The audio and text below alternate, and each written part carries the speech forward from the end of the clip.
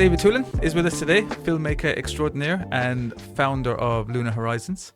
Thanks a million for having me, Daryl. Not at all. You're coming in to talk all things about yourself and filming. Yeah. So tell us a little bit about your filmmaking exploits. How did you get into filmmaking?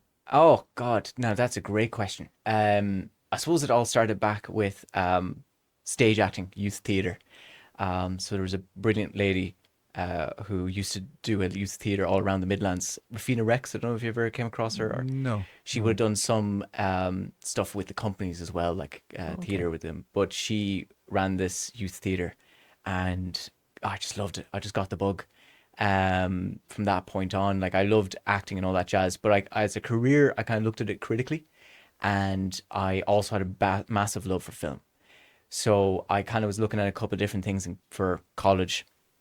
And at the time, I always looked at it as a hobby. And then when I discovered that, oh, wait, no, there is actually a big industry in Ireland for film. Like there's 10,000 people employed. You compare that to Spain, there's 20,000 people employed in Spain. And the country's like 20 times the size of us. Yet the film industry is only twice as big. So it really bodes well. And then I saw there's a really good course in IDT for film and television production. So then I refocused my efforts then in kind of TY and said, I'm going to really give this a go. I made a few shorts with friends and just fell in love with the medium. And the massive scope, that's the thing that people forget. It is an art form in itself, but it contains many art forms. So there's cinematography, sound, acting, writing. That's all within film.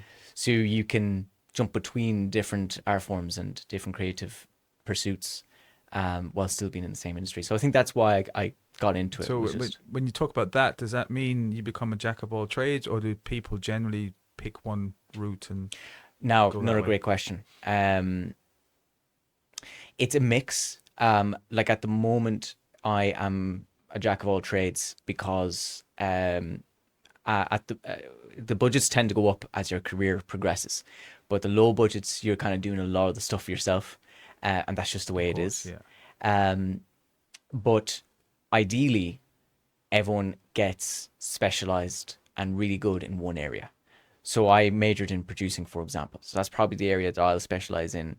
But a lot of directors would also be writers. A lot of cinematographers would also be directors. So there is overlap. Like having two disciplines is generally recommended. Right. So like being a director and a cinematographer, for example, or a director and a producer, or cinematographer and a producer, or sound is another great one. Like if anyone out there is trying to get into the film industry and you wanted like a quick guaranteed way of getting into the film industry, sound is a great way because they're crying out for sound people. They're worth their weight in gold. So that's a big one that's kind of like needed.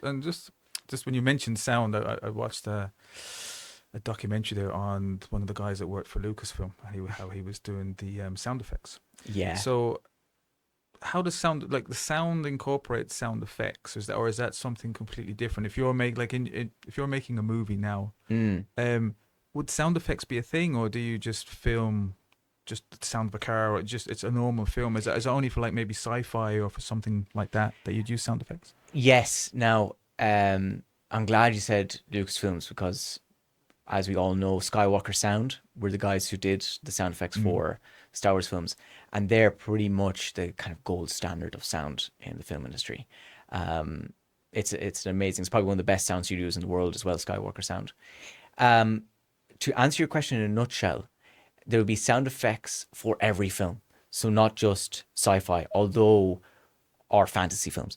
Although we do notice it the most with sci-fi because the machines are totally new. Like they're unheard of. They're like completely imaginative, or they're creatures that don't exist, like dragons, for example. And you need to create those sound effects. Right. But every film, by and large, will have a layer of sound effects on top.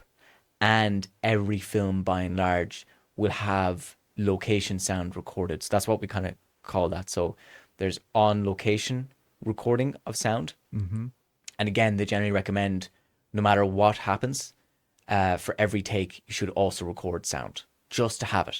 So it could be a character walking out of a house, just opening and closing a door, it's still great to have that sound because that's one less job you have to do in the edit, where you have to find a sound effect for closing a door or opening a door, where the sound that you captured on the day probably be perfectly fine, perfectly usable. So even for something like Star Wars, you'd be recording sound. And actually, fun tip for anyone out there recording or making films, dialogue is king. So if you're trying to figure out like, oh, should I be aiming the boom up and getting the person's dialogue really good, or should I be getting their footsteps, or should I be jostling between two actors as they're talking? Um, Always pick one actor. If you have one mic, pick one actor and record them for one scene if the camera is on them, and then get the other actor when the camera is on them for their reverse shot. Okay. So you get one shot with one actor and you get the other shot for the other actor. So whoever's on camera, get the dialogue for that actor. And then if you're trying to decide between should I get footsteps or dialogue, or should I get like the gun cocking or the line that the actor's going to say, always pick the dialogue. Okay. Unless the director says otherwise. Right. Or you might have a situation where you capture the scene in a wide and you get the dialogue, and then you go in for a close-up of the gun cocking, for example, or whatever action it is. Then you can go in for the action of the Right. whatever Gotcha, that is yeah. for the sound Okay. effect. That's how a lot of the time, that's how I do it anyway. And that's how I've been taught to do it. And it's always worked out really well for me. So dialogue is king when it comes to recording sound, Okay. specifically. Interesting. And actually, just follow on that point as well. Star Wars, again, great example for this. Foley. Do you know what Foley is, or Foley artists? No. So this is when basically a sound artist would not use a pre-existing library of sound. So you can get sound from pre-existing Okay. recordings, Yeah. but a lot of the time it's better if you just create your new sounds from scratch. That's what I was reading. So that's what they're called, the Foley artists, artists. exactly. So they'd be in a studio, actually quite similar to this, and they would have the film or the scene playing, and they would literally be looking around for objects or things to make sound effects with. Yes. So the classic example that we all know from The Life of Brian is the horse and the coconuts. So the sound of the horse trotting is two Yeah, coconuts. yes. That was actually used back in the day. I don't know if they still use it or not, but that would be a perfect example of a Foley artist. They would have a scene of the horse trotting, and they would then be there with two coconuts and literally doing it live, capturing it and trying to sync it up So with a the lot of that visuals. would have been on radio as well, wouldn't it? So they would have Yes. had the sounds of opening doors and shaking bottles and things like that for effect. So Yes. that's the same idea, only for film. Yes, you're Yeah. bang on the money. Actually, that's probably where it comes from. I haven't done my research into it now, but that would be the thing. Like a classic one for radio was the big sheet of metal for thunder, That's I right, think. yeah, and things like that. Yeah. That was a great one. Do you know? Okay, so Or that's balloon popping for gunshots was another one. So yeah. So very similar idea, very similar. And actually, that's another great thing is like if you do sound, you have so many different industries you can go into. Like you're not trapped to just television or film. Like okay. you can go into Yeah. radio, live, performance, studio recordings. Like there's a big Right, there's gamut. a huge, Yeah, and yeah. it kind of covers the whole spectrum. 100%. That's Oh, exactly it. Yeah. Of different industries, and so you're never too short of work. Now I know people's, sound people who still struggle with work, and that's always going to be the way. The industry will ebb and flow, but you have good security there, job So security. how is it then for, let's say you get into the industry like Mm. yourself, obviously being a producer, making your own films, like that must be, like it's not like if you work for a major company or a film company or even a television company, but if you're trying to do it yourself and fund it yourself, I mean, are you obviously looking for funding and grants, Yeah. or is it a case that you might go and make a film yourself and then put it out to tender and hope somebody buys it? Or is it a bit of both? Yeah, it's a good one. It's a bit of both. Again, general rule of thumb, starting out, And definitely in college, you're doing all pretty much self-funding. Now, the advantage of college is that you're getting your crew and your equipment for free, because your crew are going to be your classmates and your equipment is going to be provided by the college. Okay. And those are two big expenses covered. And then actors have been very good. Like the actors we've worked with have been very good. Like they've just accepted gratuity fees, for example, Okay. which is essentially just like a thank you. It's not payment, you know. So it's great from that perspective. But then once you get out of college, it becomes a little harder, because then you're asking people for favors, and you're asking locations to either give them to you for free or for a fair price, you know. But you can still do it. Like I self-funded an action short, believe it or not, which is the hardest to do self-funded. I would not recommend doing it to other people. It was great crack, don't get me wrong. It was really good fun. I'm glad I did it. But another friend of mine self-funded a drama short, which is on the festival circuit at the moment, actually. A little film called Poison, written directed by Sean Marr, who's an editor in the film industry. Actually, that's his main role, but he wants to direct and write a little bit as well. And he wrote this brilliant script about a farmer who's dealing with a terminal illness, actually, and a kind of an unrequited love with a local woman. But it's also a dark comedy, so there's kind of funny bits to it. It's very good. It's very good. He did a great job on the writing as well as the edit, because he edited it himself as well. But he self-funded all of that, and that cost $7,000, like just for a short film. Now, for my short film that I self-funded, we got lucky. We did it in one location and for free, and we used all of our own equipment, and we used friends and myself as actors. So we saved a lot of money for that in that regard. So it ended up being just shy of €1,000. Okay. So yeah, so it's, you know, but that's with doing a lot of it ourselves. Like I'm editing it myself. I was one of the lead roles, and then a friend did all the props, and a friend directed it. He had this idea and wanted to direct, and I said, let's do it. So I produced it, he directed, and he's a small role in the film as well. And then all the other parts are just literally friends of ours, friends of ours. You know? So you can get it done, like you can get it self-funded. And then, like I said, the other route is going for funding. So the two big sources right now in Ireland for funding, which is now where I'm going, that's kind of like I'll only make a film if I can get it funded from now on, is regional funding. So that's with the county councils, and then national funding, and that's with Screen Ireland. So with the county councils, not all county councils do it, and every county has a different amount. So for example, the first one in the country to do it was actually County Offaly, so very close to here. And they started it in 2008, and they have a dedicated film office, and they really know what they're doing. They do an amazing job of it. So big shout out to Film Offaly. And they have a fund which is nice. It's a $12,000 fund, and they do one every year. Westmeath started recently. So Barry vs. the Bin Man was the very first film to be funded through Westmeath, and that was in 2022 or 2023, I believe. And they have a fund of $10,000. Longford started last year. They have a fund of $5,000. So it's very varied, yeah. And like I said, not every county does it.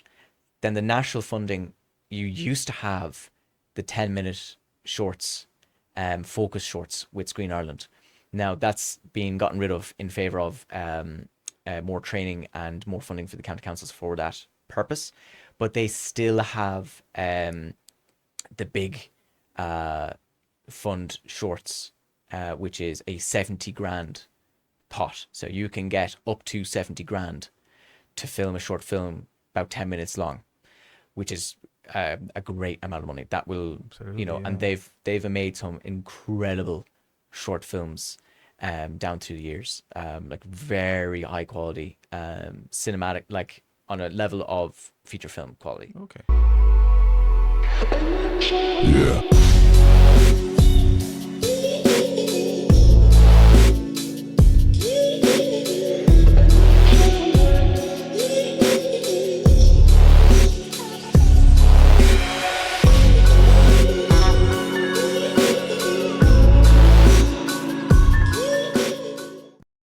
brings us into our next project. That's the Athlone Film Festival, which is designed specifically for short films and for people to showcase their short films. So if you'd like to tell us a little bit more about that and its inception. Yeah, absolutely. So it was essentially exactly what you just said, Darl. It was kind of a response to myself going to multiple different film festivals. I always had a great time. There was a couple that I've went around in the country. Like obviously everyone knows about Galway, but there's two great ones in Dublin. There's two in Cork. There's another great one in Limerick. But the thing that I always found about them was that they were very spread out over the whole city. So you might have a screening in one side of the city, and then 5 minutes after that finished, you might have another screening, but it could be on the other side of the city. And you might have multiple screens on during the day, and no one's going to get to all of those. Yeah. So a lot of the time, there's a lot of screens where there might only be like 5 or 6 people in them. And that's not really great from a filmmaker's point of view, because the reason why you sent these in is to get them to seen by people, the general public. Awards are great, and being officially selected, that's all fantastic and good for social media. But at the end of the day, we're here to show our films. So the Athlone Film Festival was an idea that was inspired by this, because we were like, how do we get a cinema packed full to the rafters for filmmakers? So it was a filmmaker first film festival. So we decided, let's miniaturize the whole thing. Let's do one screening and just take the cream of the crop of the films that were submitted to us. So we show kind of between 5 and 7 films, generally speaking. This year we actually have 8. It's the first time we've ever gone with 8 films. Right. And the big reason for that was because we just had an amazing gamut of films. We broke a record again this year for the 4th year in a row, I believe, for the number of submissions that we got. Right. The quality was amazing across the board. So we just couldn't make a decision on the last 2 films. So we said, you know what, let's increase it to 8 this year and just test the waters, see how it goes. We're thinking about putting a little intermission in the middle to give people like 10 minutes break. Yeah. So 4 films and then 4 more films. And technically, how long are the films roughly? Roughly speaking, I think the shortest one is 6 minutes and the longest one is 20 minutes. Okay. So it's there's a gamut, wide gamut there. And we're also changing the format as well. So sorry, before I get ahead of myself there, actually. So it's a very concentrated film festival, primarily, again, focusing on the filmmakers themselves. But also when we're picking these films, we also keep our audience in mind, because now going back to 2023, we've had a sold out cinema every year since then. Brilliant. So you're talking about 120 plus people in the cinema watching your film.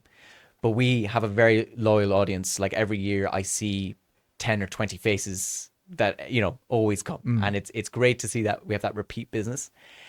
So we keep those people in mind and keep thinking like, when we're looking at the films, we focus on quality first of all. But then we also, on a secondary basis, we also think about like, okay, what would our audience actually like to see? And then third is a theme. So if, for example, let's say traditionally we go for about 7 films, let's say the last 2, the 6th and the 7th film, or the 7th and the 8th film, we can't quite choose which one to go in. We then look at which of those 2 last films fit better with the other 6 films, and then that's how we make our decision. Now obviously this year we couldn't, so we went with 8 instead, and we're going to see how that is. We always change something slightly every year just to test to see like an alternate. So that's the main reason. It's a filmmaker first and audience first film festival. So every single member of the audience gets to see every single film in the film festival. So that's why brilliant. Exactly. And a great value evening as well, if nothing else. Absolutely. So you were at it last year. Yeah, it was brilliant. It was yeah, actually very, very good. Standard was very high. brilliant, in, brilliant. Yeah, in some of them, and it was a packed house. it was. Yeah, yeah, And also I know we talked off air about stuff about the decline in cinema going as well. yes, Is the aim of the filmmaker, just to go back into your point in a second, but is the yeah. aim of the filmmaker specifically to fill a cinema and get people into the cinema, or is it more for, is it for television, or does it matter, or would the goal be like the cinematic to get people and see it on the big screen? Is that Yeah, yeah. It's a good question. I think the I have to think about that now. I think the main goal of a filmmaker, or at least it should be, is to make good art. I think that should be the main goal. It's not always the main goal. At the end right? of the day, people have to make money. And at the end of the day, you have to get your name out there. So if you're constantly making introspective art pieces, not a lot of people are going to see that. Do you know, if that's all you do, Mm. but if you make one crowd pleaser, then make one that's for yourself. Make one that's like an introspective art piece, whatever that might be, Mm. whatever shape that might take. Um, but I think by and large, I think the goal should always be good art, and the audience will come then eventually. If you focus that as your Mm. goal, everything else should fall into place. Like I love genre films, and I think same actually as our host for the Writers Workshop, Rachel Maloney. She is a writer and she's a script editor in RTE.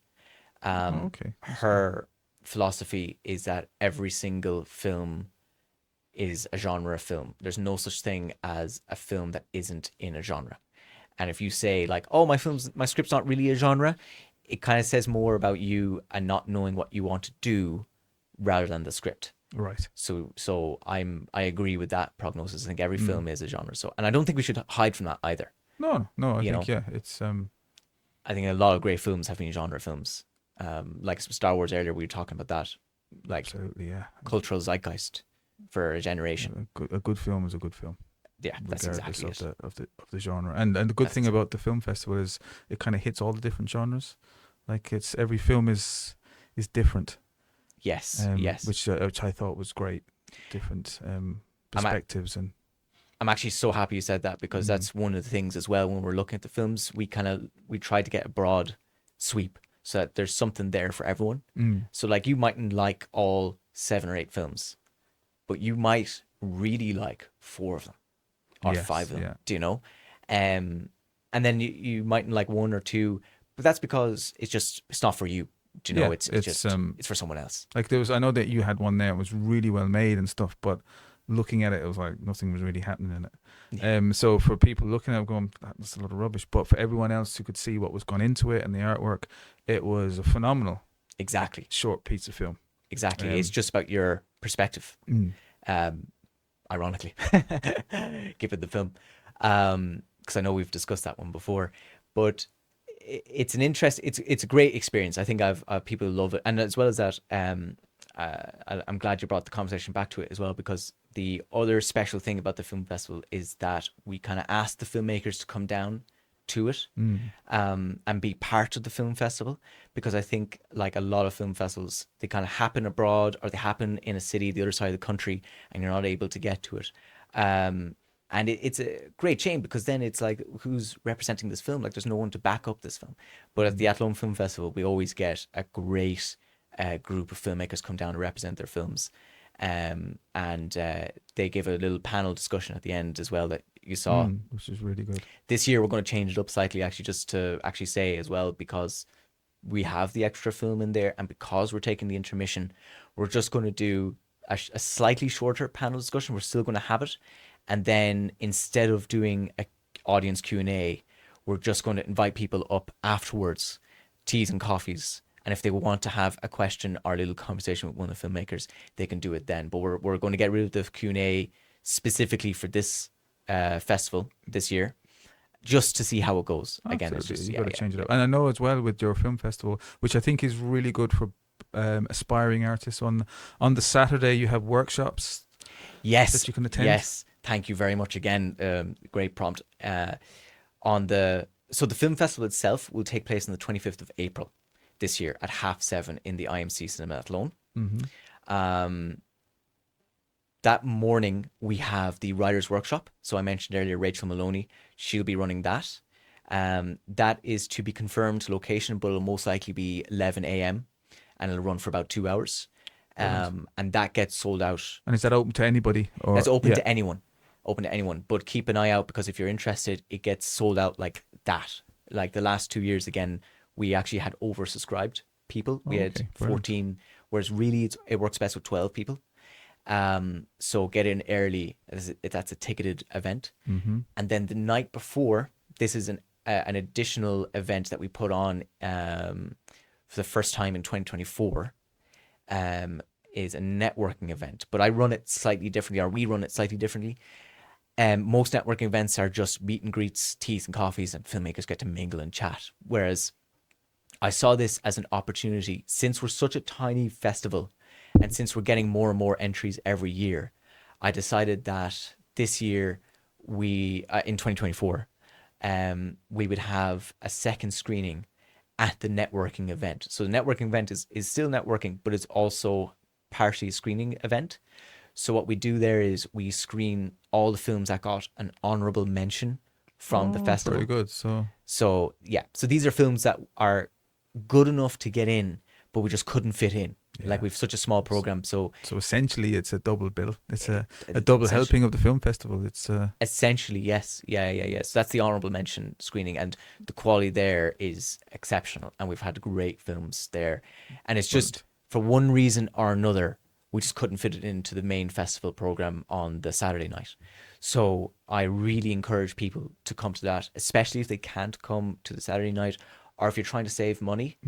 It's a free event, and there's free complimentary tea, coffees, and biscuits at it as well. That's Yeah, and it's great. So definitely come down, especially if you're an aspiring filmmaker. It's a great time to network with the filmmakers, both from honorable mention and sometimes the official selection filmmakers that come down a night early, and they come to that as well. So we've had great people at it. that So sounds something that can't be missed. yeah, it can't.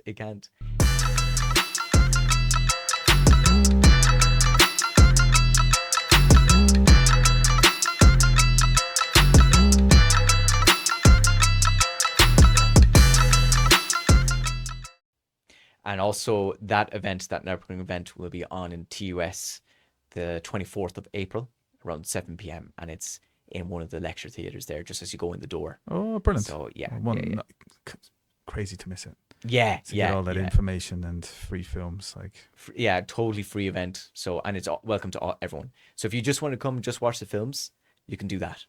Or if you just want to chat to the filmmakers, you can do that. But it's well worth your time. It's basically a second screening. That's brilliant. Yeah. So I suppose everyone that puts their films in, obviously they're aspiring filmmakers. They want to make it.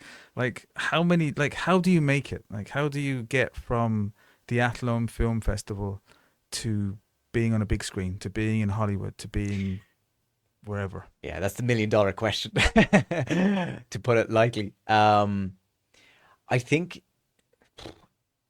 there's no one way to do it.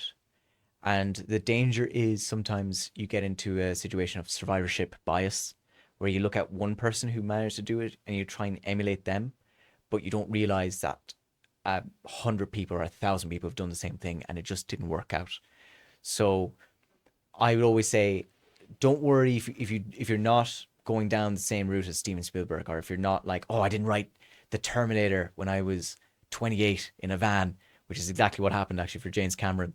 But one story that really stuck out to me, which I think anyone can do and try, is a Dublin filmmaker by the name of Rory Robinson. He made a short film called Blinky, TM, and it was about this killer robot who ends up killing this the son of this family that he was working for. Great film, very, very impressive special effects in it. But he did a very clever thing, which is he rented out a theater, a screen in LA, in Hollywood, near where the Academy is based. And he screened Blinky for 2 weeks in that theater. And what that does is it qualifies you for Academy selection if you can be in a theater for 2 weeks. and he did it in Hollywood, in LA. So anyone walking past that theater could see the poster and see, oh, wonder what this short film's about. And that got him recognized. I think he got nominated that year for short film in Oscars. Don't quote me on that. I think that's right. But what that happened then was his name went everywhere. Um, and then he ended up doing a film in 2013 with the Irish Film Board called The Last Days on Mars, which is a very well made sci-fi. Not for everyone. It get quite gory in parts, but it's a well made film and has a great cast. And again, it's just name recognition. He just got his name out there. He Right. proved that he could do it. Even though unfortunately that film didn't really go on to do a lot of business. But that got him known to Neil Blomkamp. And Neil Blomkamp is probably the best known filmmaker in South Africa. And you might know him from District 9. Okay. Yes. Yes. Yes. Yes. So he's the writer director of District 9. One of my own personal favorite sci-fi films of all It's a time. great film. Incredible film. And he's done on to do great stuff. Like obviously District 9, in my opinion, is his best film, but he also did Elysium after that, and Okay, which is a bigger Chappie. budget. Elysium was a bigger budget, Yeah. and Chappie, I think, was that also a bigger budget, or was that roughly the same budget? But they both went on to do well at the box office, especially Elysium, which is a cool sci-fi as well in its own right.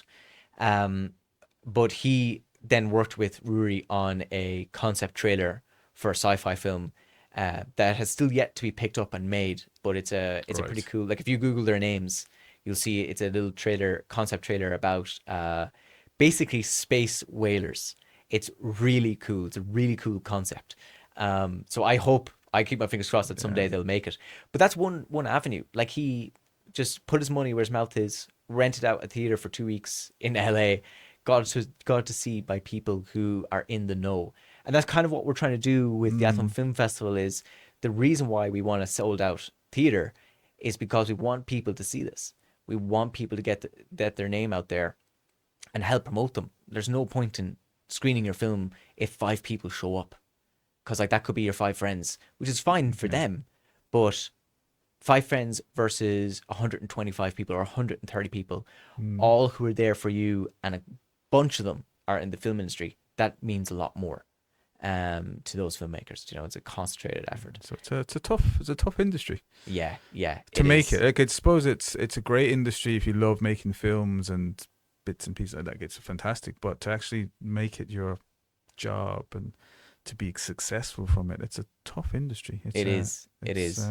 Yeah. It and it's, you know, you could be here one day and then you could be here the next, you know, and that goes doubly for actors. Actors have a really very hard time of it, because you could be a brilliant actor, but you mightn't have the look that a director is looking for. You could be the best looking man in the world, but they're actually looking for the notchback of Hunter Dam. You know, so it depends on just the script. Whatever's in Yeah. the script, they're looking for characters who can look exactly like that. Exactly. Like you could be working on a feature film one day and then a student short the next, and there's very little progression unless you get on that track. Like a lot of actors have. It has happened, and in Ireland in particular, we've a fantastic homegrown A-list actors here. So don't get me wrong, it does happen, but it's tough. It's very tough. So filmmakers, we have a little bit of an easier time of it because we can actually go and do jobs where there's more jobs going, and it doesn't matter your luck. If you Yeah, could do the yeah, job, right. you could do the job, and that's it. Behind the camera, So yeah, it is tough. But that's one way. Another recommendation: get into film festivals, write a cover letter, research film festivals that suit your film. Don't just go for the most expensive film festival or the biggest film festival like DIFF or the Galway Film Fleadh or Cork Indie. You know, go seek out the smaller film festivals that have specifically, like if you make a thriller, seek out a film festival that does thrillers. Or if you do a horror film, seek out a horror film festival, and get the awards, get the recognition, and put spread that around social media. Get your social media set up, get your friends following it, and actually post and talk about your various successes. Brilliant. So it's there's no one way to do it, but there's a lot of ways you can help yourself. Absolutely, which is and brilliant. help the chances. And I know that we're lucky enough that you're coming on board to do some interviews with us. Yes, with some on that point. from some filmmakers, inspiring some who are actually done really well. So that's a series that will be coming up Yeah, with us shortly, where you'll delve a lot deeper into a lot of what we've talked about here. We've skimmed the surface, really. yes, But the film festival gets you on the road, and in the next few that come along, you'll be talking to established filmmakers and how they did it and their tricks of the trade, and absolutely, so absolutely, yeah, that will be coming soon. So we're delighted to look. We look forward to those, to hear a lot more about the film industry, because it's an amazing industry. It is. Also the series and TV, it's all whatever Yes, medium that is. yes. It's part of our lives. It really is. Like everyone has Netflix, and we have too many subscriptions, but we're constantly watching stuff. But Yeah, it comes from these people with an idea and a script, yeah, and putting that out. absolutely, And we Absolutely. sit and watch that. So I really look forward to the new series yeah, of really delving in a little deeper into the whole filmmaking side, and Yeah. and also some other art backgrounds, like yeah, for example, I'm thinking about looking at VR as well, 360 filmmaking, and I'm really looking forward to hosting a few podcasts. So it's absolutely, yeah, it's gonna and be just fantastic, get it yeah. out there. So, Yeah, but and yeah. we look forward to that. And Look remember forward to the the collaboration. the Athlone Film Festival, Yes, April 24th and 25th. 24th and 25th. So the 24th in TUS and the 25th in the IMC Cinema Athlone. So tickets will be going on sale for the IMC very soon. So just keep an eye out on our various social media. So we're on Facebook and Instagram, Brilliant. Athlone Film Festival. And and just keep an eye out. We'll be And, posting there. Serenity Tribe will be Um, there too. So if you and, can come down and Absolutely. And I've just actually on collaborations, because we're talking about collaborations. Big shout out to the RTE All Ireland Drama Festival. Without them, the film festival would not be possible.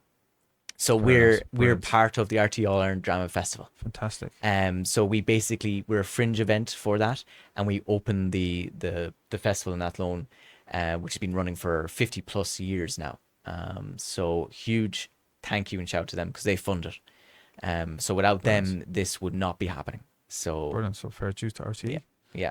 It is. Huge. David, thanks so much for coming in and Thank you, sharing all Daryl. that knowledge. It was brilliant. And we look forward to To working many soon. more. Absolutely. I can't wait to do more collaborations. It's going to be fantastic. It's going to be Yeah, great. So, yeah. David, thanks so much, and we'll talk to you soon. Thank you, Daryl. Thank you.